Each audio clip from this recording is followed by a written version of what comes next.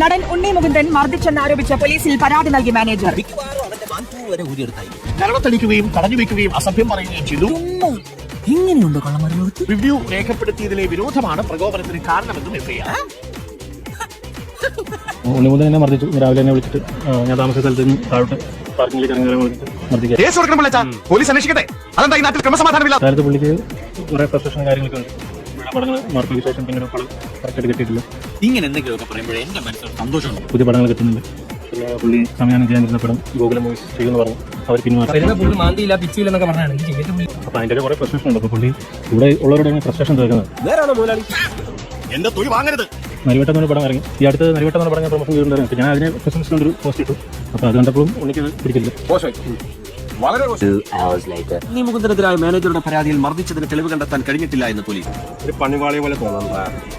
CCTV ദൃശ്യങ്ങളിൽ കയ്യേറ്റം ചെയ്യുന്നതിന്റെ ദൃശ്യങ്ങളില്ല എന്നും പോലീസ് പറയുന്നു. കയ്യേറ്റം ചെയ്യുന്നതിന്റെ ദൃശ്യങ്ങളില്ല എന്നും പോലീസ് പറയുന്നു. ഈ പരാതിയിൽ നടത്തിയ പ്രാഥമിക അന്വേഷണത്തിലാണ് പരാതിയിൽ പറഞ്ഞിരിക്കുന്ന പല കാര്യങ്ങളും ശരിയല്ല എന്നുള്ളത് പോലീസ് കണ്ടെത്തിയിരിക്കുന്നത്. അങ്ങനെയല്ലോ നേരത്തെ പറഞ്ഞത്. ഈ മർദ്ദനം എങ്ങനെയാണ് മർദ്ദിച്ചത്? ആയുധം വെച്ചാണോ? അല്ല, ആയുധമൊന്നുമില്ലായിരുന്നു. അല്ലാതെ മർദ്ദിക്കായിരുന്നു.